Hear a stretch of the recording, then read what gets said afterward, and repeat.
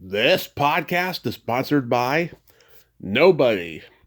Hey dudes, welcome to Splat from the Past, the LA 80s themed horror sci-fi show where things can get totally radical. Now today I have got a treat for you because I will be talking to Barney Rosenzweig, the legendary TV producer, the man behind the female empowerment crime shows Charlie's Angels and Cagney and Lacey. But that's not all that he's done. He's also been associate producer on a few movies back in the 60s that his father-in-law, Aaron Rosenberg, produced. Morituri, the classic war movie with Marlon Brando and Yul Brynner celebrating its 60th anniversary. And he also a couple of the Doris Day movies, Do Not Disturb and Caprice. And he also was the head producer on The Legend of Hillbilly John.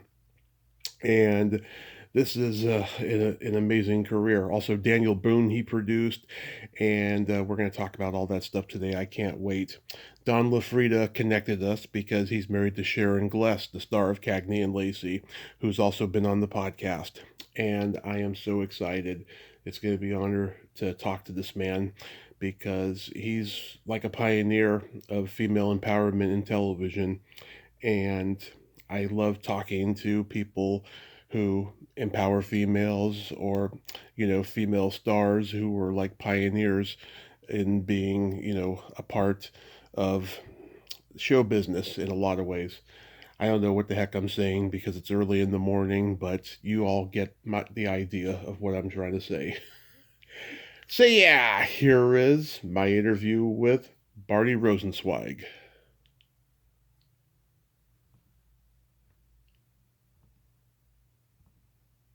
Hey Barney, welcome to the show, sir. How are you today? You never ask an 87-year-old guy how he is. If he's any good, he'll tell you. Yeah. It's like a golfer and a score, Yeah. But anyway, all things considered, I'm fine, and thanks for asking. My pleasure, sir. I can't tell you what a great honor this is. I'm glad that Don could connect us today, so thank you so much. It's my pleasure. It's nice to be remembered by somebody. I got to tell you. It's been a long time since I've been in the public eye. Well, going back in time, you originally wanted to be an actor before a producer, right? That's right. When I was a kid, I wanted to be a stand-up comic, and then I wanted to be an actor. And my mom said I wasn't good-looking enough. My mother, But in fairness to her, Tyrone Power and Errol Flynn were actors.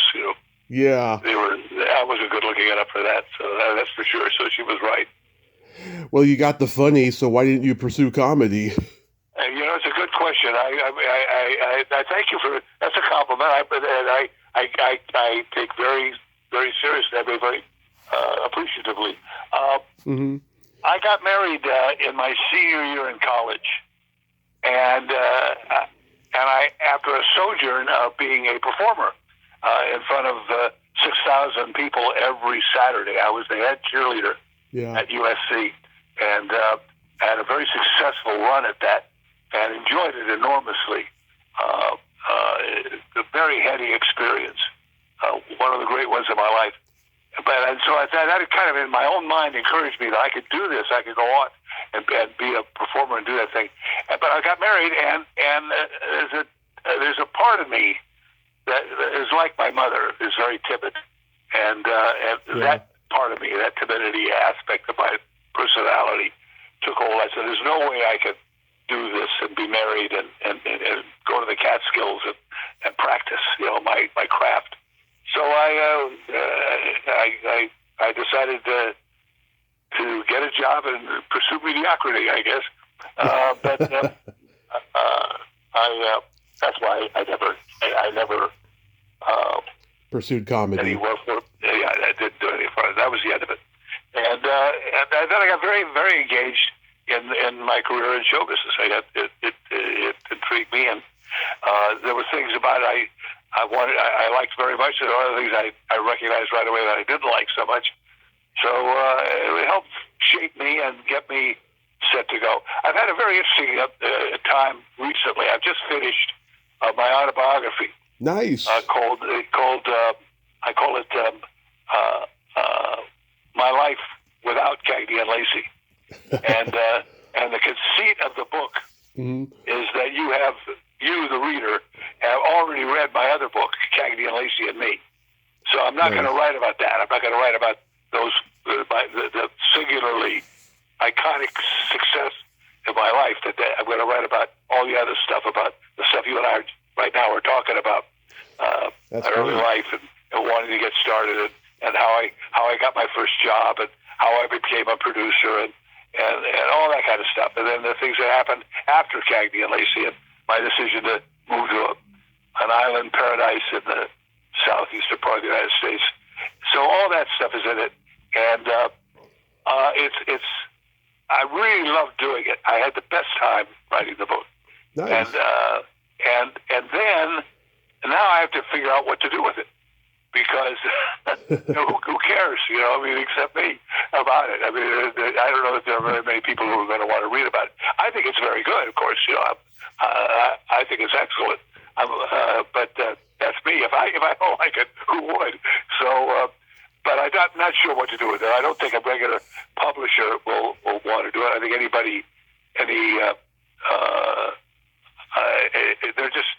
it's too hard to sell those kind of books, especially for somebody who's, my celebrity is, your good show aside, is kind of a rare or rarefied group, Yeah, no, I totally get it. I think you'll get it published though, because you've got a great story. So you worked in the mailroom at MGM, first in publicity, was it, or after? That's right, in the publicity department. Uh-huh. It was Howard Strickling was one of the great show business characters of the time. If all the old movies about that deal with MGM, and that were Louis B. Mayer's a character, his right hand guy was Howard Strickling. Howard was very, very well known. Clark Gable was his best friend. Mm-hmm. Spencer Tracy was a good friend of his. He was a movie star handsome, and a very dynamic guy. An interesting thing about him, for a guy who ran a communications business, like a 50-person staff Mm-hmm. of the best publicity minds and best publicity personnel in the country, he had a debilitating stutter. Mm-hmm. He couldn't get through a sentence in less than a minute. Yeah. And it was fascinating thing to me. And that years later, when I went to a dinner honoring him post his retirement, he got up to speak, and we all kind of said, "Oh, here it goes." And he spoke without a stutter. Wow. Totally gone after the job was over. Wow. So I've never forgotten that. But anyway, I started there, and it was an interesting opportunity, and there were things about it that I loved, that I was so lucky about it in so many areas. And there were things about it I hated. I hated, as a guy who wanted to be a performer, I hated the anonymity. Mm-hmm. I hated sitting there at a lunch with the columnists like Lydia Lane, a beauty columnist, and some young actress, Yvette Mimeo or Paula Prentice, were giving beauty tips. And I just started saying, "Why are you talking to this person? I'm so much more interesting than she is." It was hard for me. But my job was to sit there, introduce people, and pick up the check. That was it. So that part of the business I really hated. And then it was complicated by the fact that I was on a picture, Evelyn was the loved one. Mm-hmm. A wonderful piece of material, directed by an Oscar-winning guy. He won the Oscar for Tom Jones. Tony Richardson. Tony Richardson. Mm-hmm. Yeah. And Tony Richardson was the most evil, nastiest human being I have ever met. Wow. And I have never been treated worse in my life. It seemed to be his need to, on every film, to find a whipping boy that he could use in front of everybody. Right. And I became that person. And I can't tell you how I hated it. And I resolved that I would never again be a publicist in Hollywood after that movie was over. And so I really worked on getting out of that end of the business, and did. But you went on to try to learn how to be a filmmaker. But you got to handle the premiere of Ben-Hur. Well, that was a good story, because I was you've done a lot of research on this stuff. I have. I'm very impressed.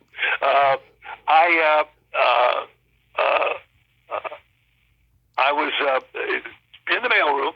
Mm-hmm. Earliest days I just got out of college. My first summer at MGM, and they had this big picture.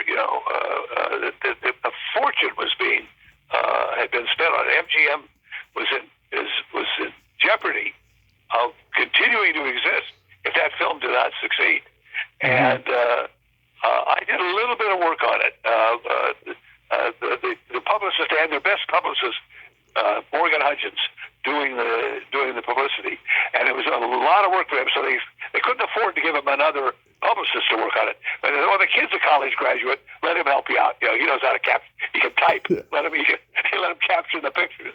So that's why I was doing little stuff like that. And there was a meeting in Howard's office, in Howard Strickling's office, 50 people packed in his office. But that's how big his office was. You could put 50 people in it.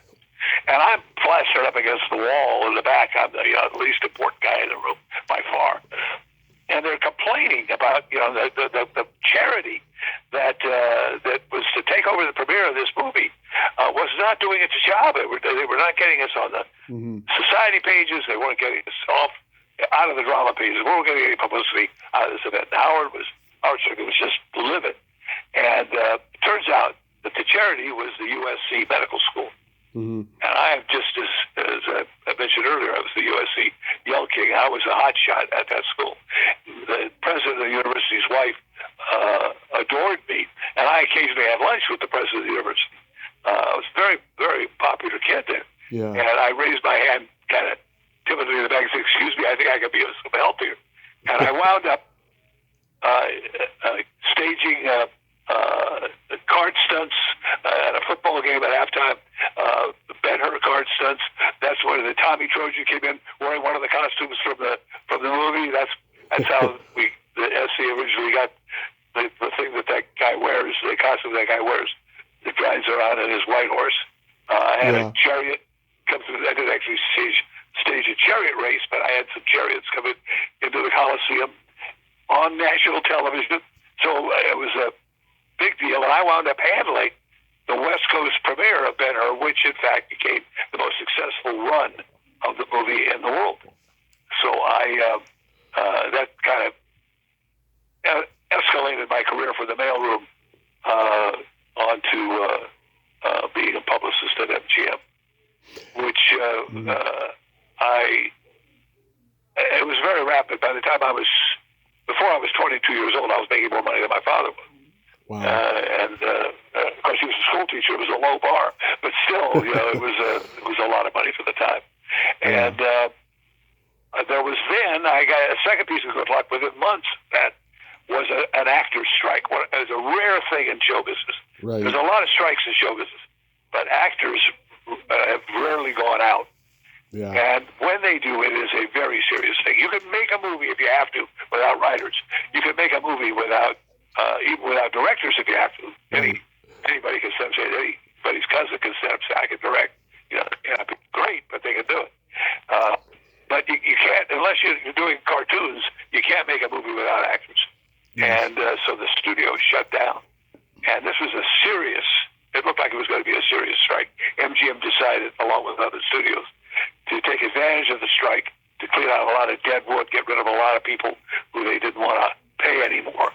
And so they were cleaning house, and my 50-person department was cut down to 4, including Howard Strickling as one of them.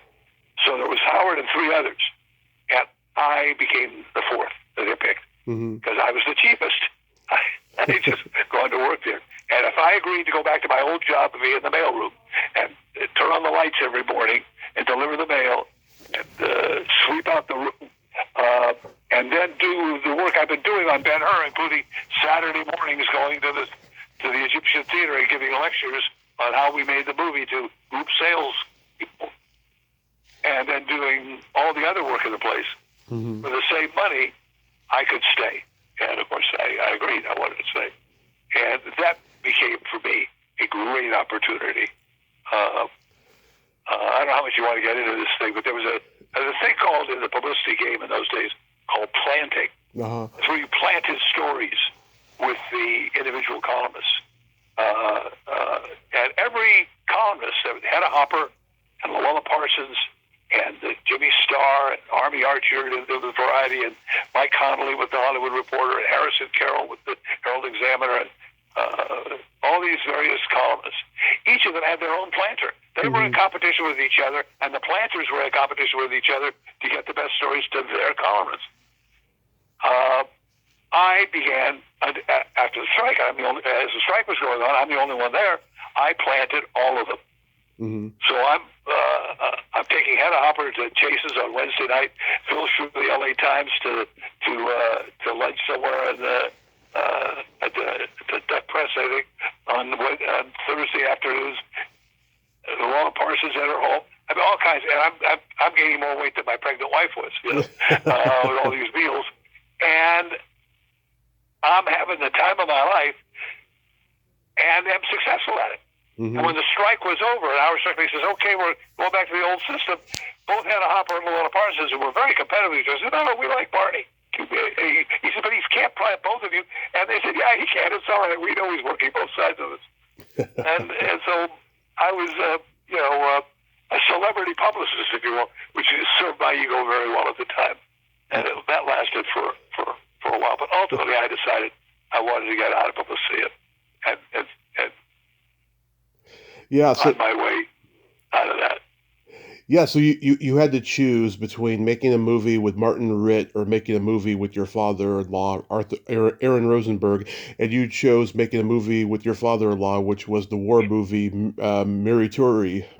Morituri with Marlon Brando and Yul Brynner. Yeah. I got to ask you a question, though. I'd love to interview you for a minute. How do you know all this stuff? I'm an old soul. I had a grandmother who was born in the 20s. My parents have always been immersed in pop culture. They were all briefly in show business. It's just, a part of who I am. Yeah, I didn't know anybody even knew this stuff that hadn't written my book yet. They hadn't read my book yet, and I've written it, but it hasn't been published. I'm surprised you know these. To ask these questions, really, I'm very flattered that you've done all this work. I mean, it's very, Absolutely. very, very impressive. Anyway, Aaron Aaron Rosenberg was my father-in-law. We had before I'd gone to work for him, we had a very tempestuous relationship. His wife, my mother-in-law, was a drunk. Yeah. And very abusive to her daughter, my wife. Right. And it was not good. I would defend my wife, he would defend his wife, and then wound up with the two guys arguing with each other. And more than once I came home to find my inebriated mother-in-law bouncing my baby daughter on her knee. And I threw her out of the house. So we had issues. And when the time came, I was offered this job with Martin Ritt, who I had worked with on a movie at MGM. And now he had gone off, and I wanted to get out of MGM. Not MGM so much, I wanted to get out of the publicity of the business. And I had pledged never to do another movie again after, I really said never be Hollywood, to work in Hollywood again as a publicist was really my pledge after Tony Richardson. And Marty was offering me a job with him on his next movie, which was The Spy Who Came In From the Cold, and with Richard Burton and Claire Bloom, who I had worked with.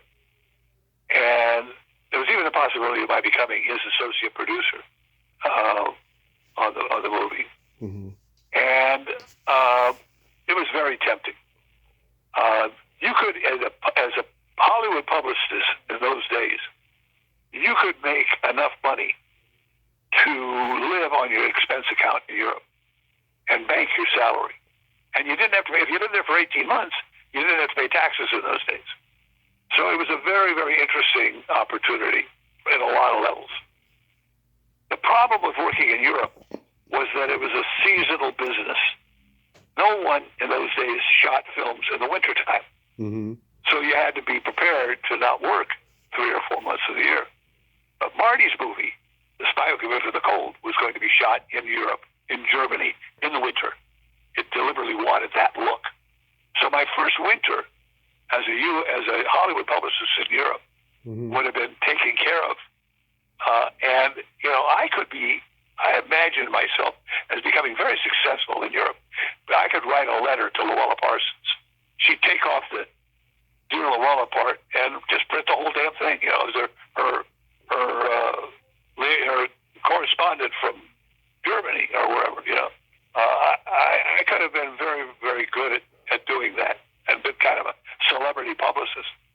And then my friend Morgan Hudgens, with whom I had worked on Ben-Hur, had been made the head of publicity in Europe for MGM.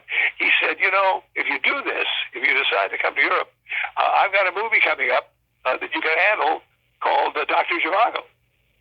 Well, Dr. Zhivago also had a winter shoot. So my first 2 winters in Europe would have been taken care of. So it was very tempting, and I went to my wife and I said, where do you want to live? You want to live in Rome? You want to live in Paris? You want to live in London? It sounded very romantic to me. Of course, I didn't have to raise 3 kids in a foreign country, not knowing the languages. I had a job to do that I'd be happy at. She was not real excited about doing it, but she was a stand-up gal. She would have gone along if I insisted. But then this offer came from my father-in-law for this job. He says, I'm overwhelmed. I got these movies I'm making. I got this new television series I'm doing. I got to have some help. And frankly, I'd like to have somebody in the family do it because it makes me nervous. I want somebody I can trust. Mm-hmm. Well, my ego was such. I didn't know that I wanted to get involved with the nepotism thing. I didn't want my lamp to be under a bush because I was under that particular bush you could only get a job because his father-in-law hired him. Mm-hmm. But it was a chance to do what I really wanted to do, which was to learn the business. To learn how to make a movie. And I never knew. I didn't know if my wife had gone to him and said, Dad, Barney's going to take me to Europe, and I want to go. Can you come up with a job for him? She says she didn't do that, but to this day, I really don't know. Anyway, I took the job, kind of reluctantly. I use the excuse, well, the Kennedys are doing nepotism, so can I. Yeah. I have to tell you, the guy, all my trepidations were almost immediately dismissed. The guy was a wonderful teacher without realizing it. He was a natural. And everything I know, almost 90% of what I know about the business, I learned from him. And I like to think, that there are moments where I do a good imitation of him. I don't know. He was really a fabulous guy to work for. And it was a great opportunity for me. And we had our fights, of course, and I tell the story that to me the most important part of the filmmaking is editing, having what is called the film sense, and really understanding it. And I love being in an editing room. And Bobby McLean used to be the head of post-production at 20th Century Fox during its heyday, when Daryl Zanuck was the head of the studio. And she used to say that Daryl Zanuck, Papa Zanuck, was the best film editor in the business. And that Aaron Rosenberg, my mentor, was the second best. Well, I'm better than Aaron. And besides, they're both dead. So that makes me the best. And I trade on that. If I could do anything I wanted to do, it would not be to be a comedian. What I'd love to do would be a film doctor. There's hardly a time when I can't look at a movie and figure out a way to make it I love the process, and I never get bored with it. I can sit in a room, watch the same scene over and over and over again. Yeah. It's a marvelous kind of a visual puzzle for me that is my favorite part of the business, and I take great pride in that part of telling the story with film as opposed to with a pencil or a typewriter. I'm curious. I read that Marlon Brando refused to promote the movie. Did you ever find out why? No, I know that there's a film made. He did promote the movie. That's not true. He did promote the movie. There's a documentary team who were very famous at the time, the Mizell brothers. I don't know if you've ever heard of them. Oh yeah. They were documentarians, and 20th Century Fox hired them to come to New York and do the 20th Century Fox had done a publicity convention for their movies.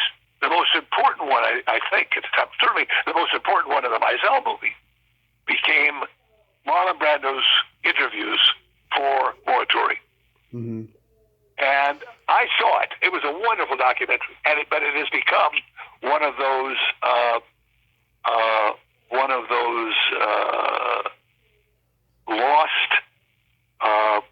lost gems. artifacts.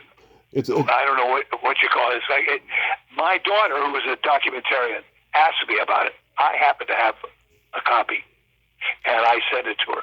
So I don't know what she's doing with it.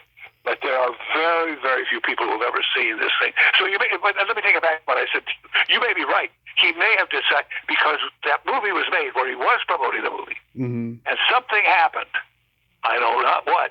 That kept that movie, that little documentary, which became not about 20th Century Fox, not about Morituri, but all about Marlon Brando.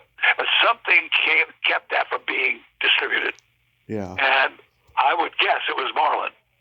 Why? I don't know.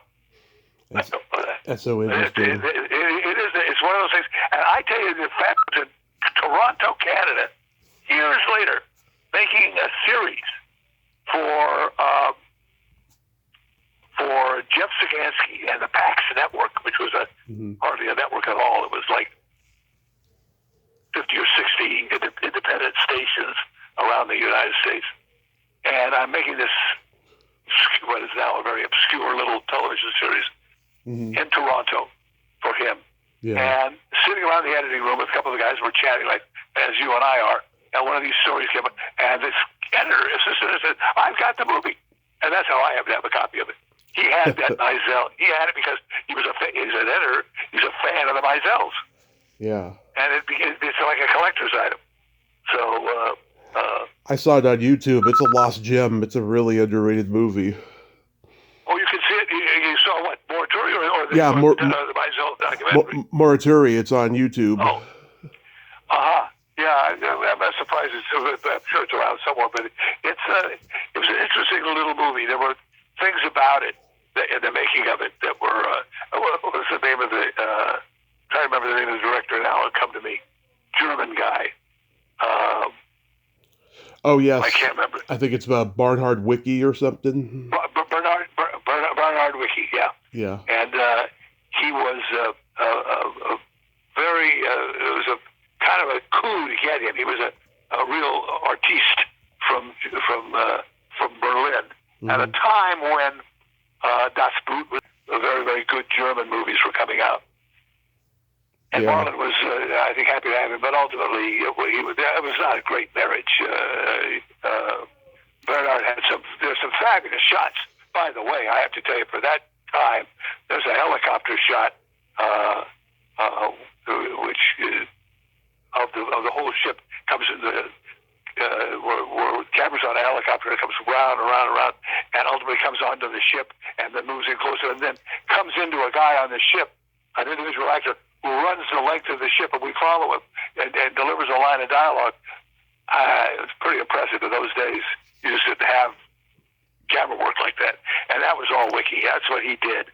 He was a more of a director of the motion picture camera than he was of actors. And you can say, well, you had that finest actor in the world, Marlon Brando, maybe didn't need direction, and in some ways he didn't. Right. There was a girl whose name proper. Well, when you get in your 80s, the first thing you lose is proper nouns. Yeah. Contrary to what you might think. Anyway, she was the leading lady in a movie, She and a Boy, and it was the names of two kids. It was a love affair.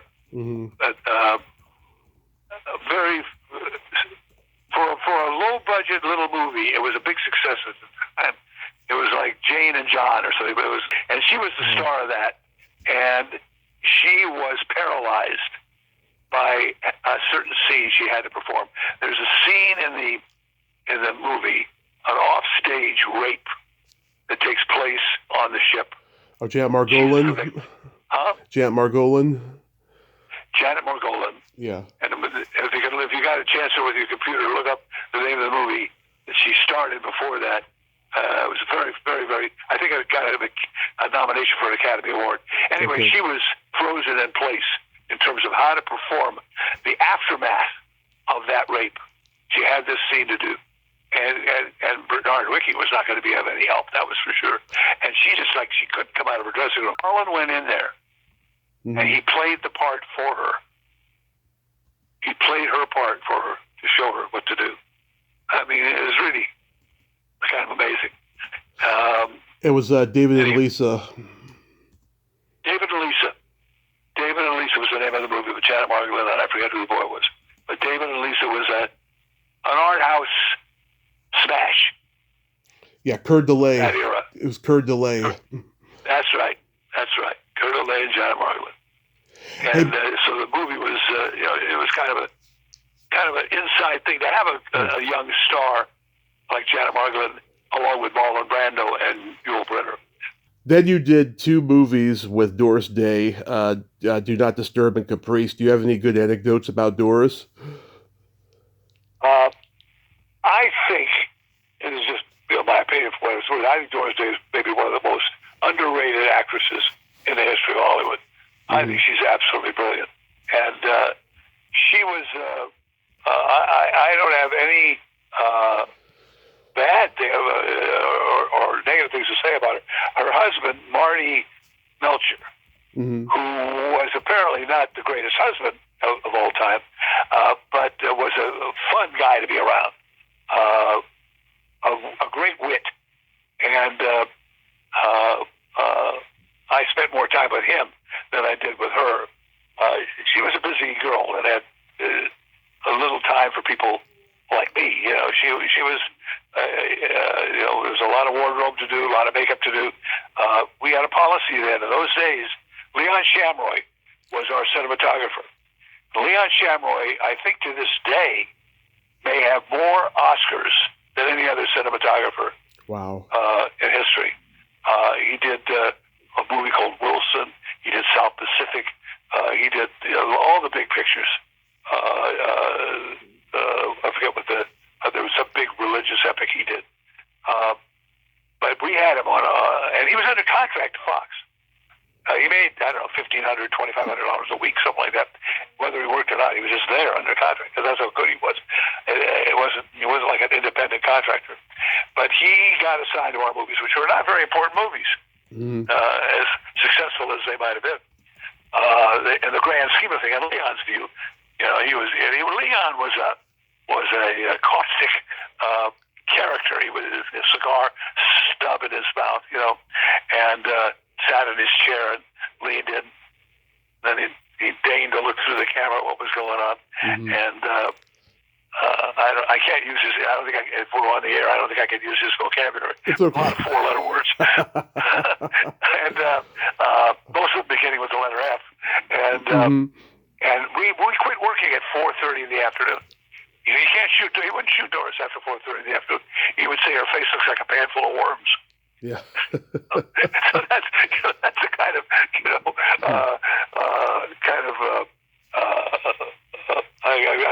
what you call it, the kind of the nature of his speech patterns. Yeah. Is very, very tough character, and you think about that he was that careful with her, and that protective of her. And you realize that Barney Rosenzweig years later has got Sharon Gless, who was at that time older than Doris Day was at her day. And 4:30 in the afternoon, we were just getting started. You know, she had to work oftentimes till 10:30, 11 o'clock at night. We were not kind to those actresses, you know. So and there was no Rock Hudson in Cagney Lacey. You know, there was Sharon was in with Tyne in virtually every scene, so it was tough work. And but Doris was well protected by wardrobe, by makeup, by her husband, but mostly by people like Leon Shamroy, who would he understood the assignment. Doris had to look a certain way. Now the reality is Doris was such a good actress, she could have. You know, we were overly protective, but that was the mode of the time. You know, they had to look a certain way. We didn't understand. I use the word "we" euphemistically. I understood to a certain extent because I was a young kid. I once took Leon Shamroy and Dick Zanuck, who was then the head of the studio, and my father-in-law to a screening. I took him in. We screened at Fox. I had these pictures brought in. Francis Ford Coppola's "You're a Big Boy Now," and Dick Lester's movie "Help." Yeah. The Beatle movie. Now, those, if you can remember those movies, they're black and white and they're pretty crude. Oh yes. But I said these movies were successes. I said, guys, this is what's happening now. And Leon says this is unprofessional. I said, well, Leon, they're charging money for it and people are paying it. Doesn't that make it by definition professional? And, you know, but that was their mindset. Pictures had, you look at the movies, you look at, he did a movie called, it was it Daddy Longlegs, where Leslie Caron comes in the room and you have to follow, the camera follows her from one place or another place across this room in a candle-lit bedroom, and she's in focus. Yeah. The whole way, you know, I mean, there's not a flaw in it, but, you know, that's not real, but that was Hollywood of the time. That's the way Hollywood movies had come to be made. Right. And they're not made. Nobody makes a movie like that anymore. First of all, you don't even make movies with film anymore. Yeah. No, it's a totally different thing now. But the audiences came to adjust to the European look, and in fact, liked it. They liked it better. In fact, they started to laugh at what Leon was doing. It was no longer. You know, it was so excessive. It was so over the top that it went out of fashion fast. I got to tell you, I've talked to a couple cast members of Daniel Boone. I talked to Darby last year, and I talked to Ted White before he passed. Both very. Ted White has passed? He passed about 3 years ago, I believe. I can't say I'll miss him, but I didn't know that. Okay. Yeah. It's in my book. I was worried about getting sued by it, but now I won't worry about it. Yeah, he was a piece of work, and not one of my favorites. Yeah, as you might have been able to assert, but Darby's terrific. Darby's a cute kid. He's an intense guy. Was he an intense kid? No, he was a very, very good kid. Very good kid. He saw his father die in an accident. God. He witnessed his father was a stuntman for Fox. Yeah. And he and his mother were on a boat off the coast of Catalina watching his dad work, and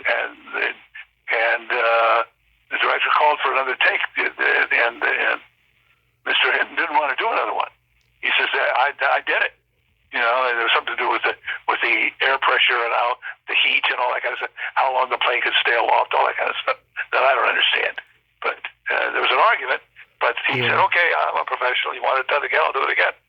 And off he went, and the plane crashed. And Darby, with his mother, stood there and saw it. Wow. And so the kid was, his mother was a force of nature. She was pushed him to have a career, pushed him to be nice to my daughter. I mean, it was not cool, but Darby survived it all, and I'm sure has his own psychiatry bills to prove it. But one of my fondest memories now is I arrived in California from Florida to learn by reading the newspaper that Fess Parker had died. Wow. I did not know he was sick. We had lost contact with one another. I had moved to the East Coast and it was no longer in the business, and Fess was doing other things. But I loved Fess Parker. He was a great guy to work with. As far as I'm concerned, he was the best outdoorsman in the Western genre with Davy Crockett in this show. Interesting. Yeah, well, he was a decent man. Good guy. We didn't agree on anything, but we got along great. That's awesome. And he honored my job and my role, and as I did his, and we had only one argument the whole time. And anyway, I ran. Literally, I think I rented a car at the airport to get to the funeral in Santa Barbara, and arrived late. And that was, I don't know, maybe 1,000 people there. It was outdoors. And I'm standing way in the back. Nobody knows I'm there. I was not invited to the funeral. I don't know Fess's family that well.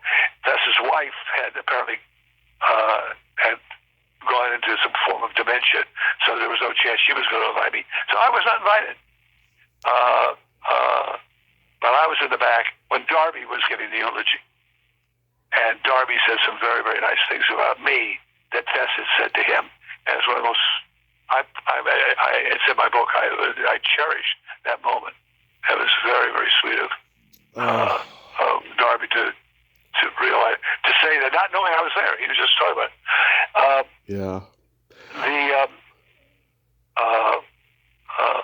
Fess was a Texan and a Reagan Republican. Right. And a very conservative dude. And I was this hotshot lefty from Los Angeles, with a lot of views about politics and about the world.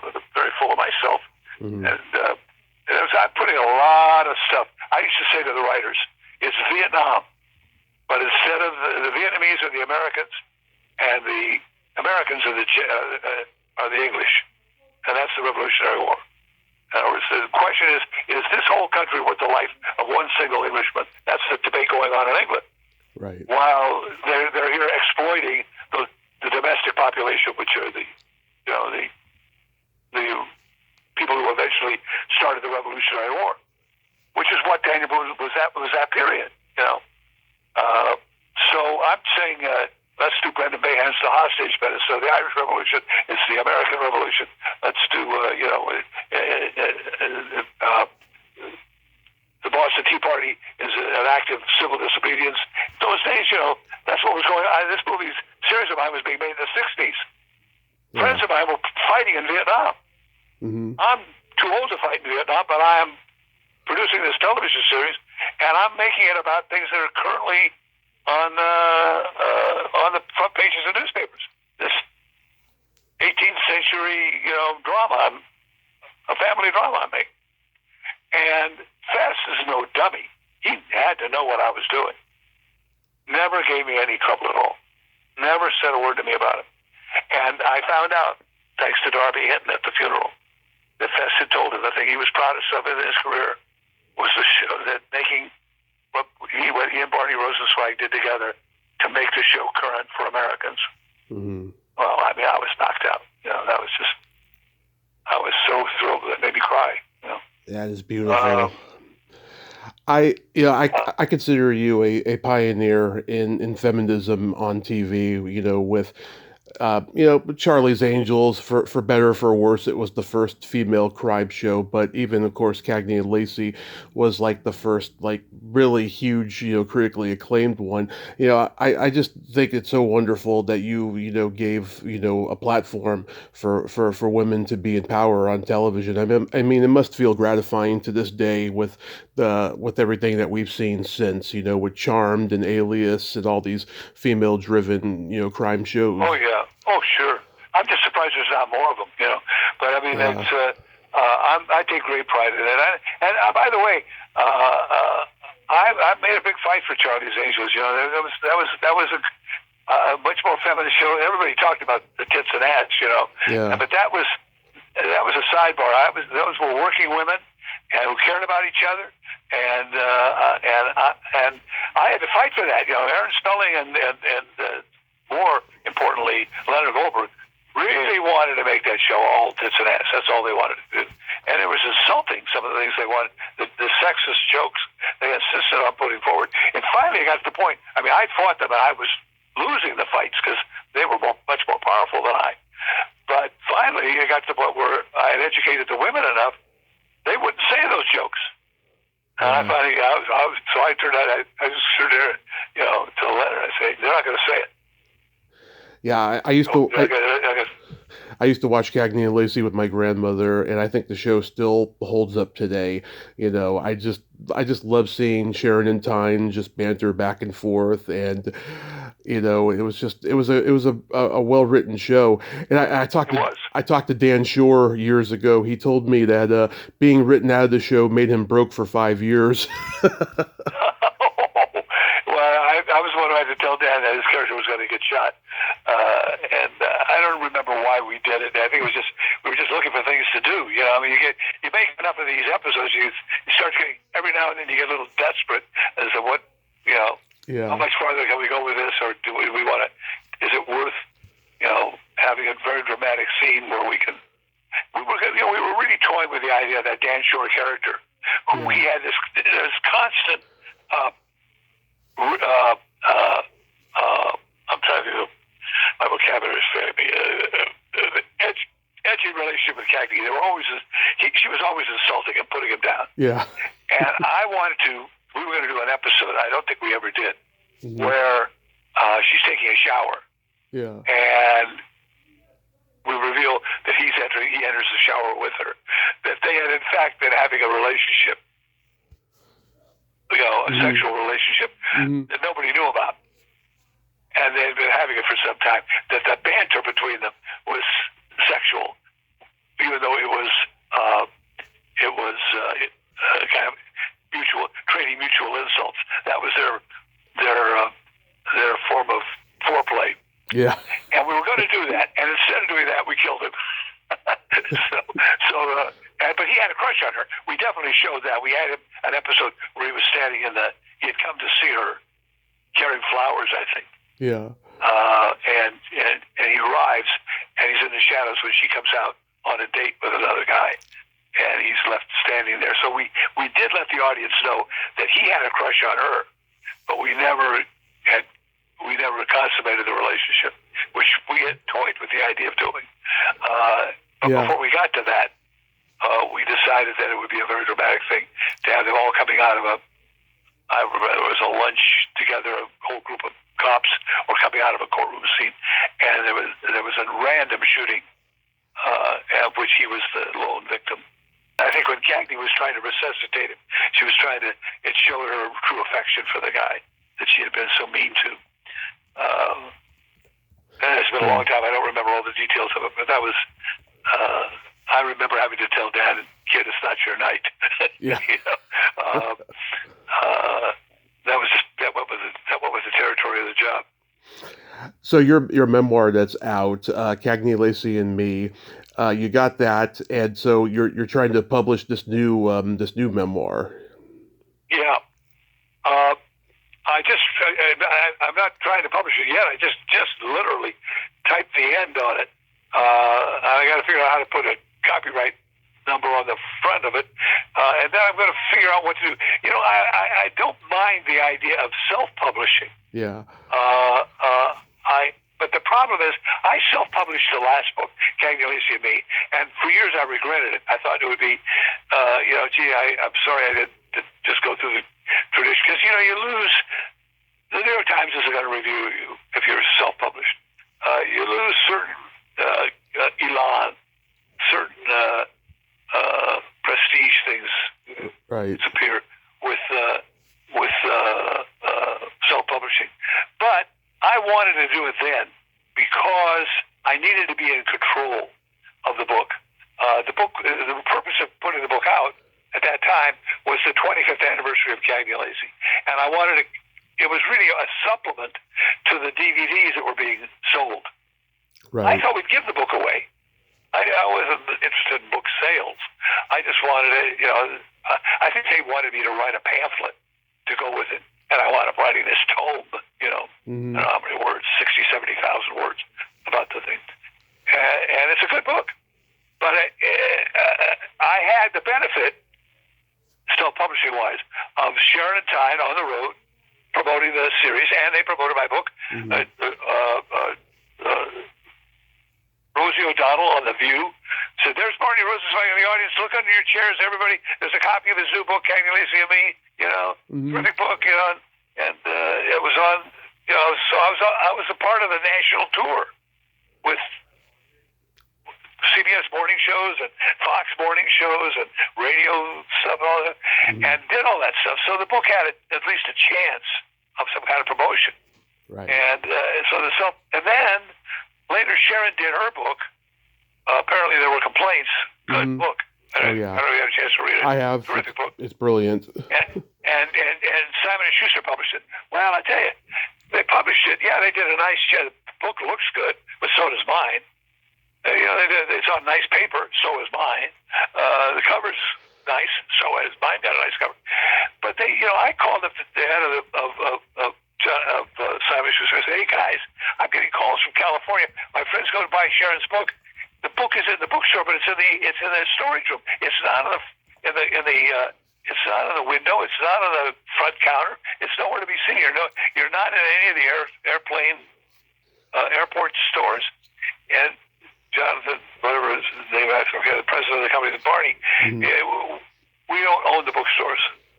We can't dictate where they put the books. Right. And I said, Jonathan, it's a funny thing. I don't think Campbell Soup owns Safeway markets, but they don't seem to have trouble getting their product on the stands, on the shelves, at the right height where people can see it. It's called sales.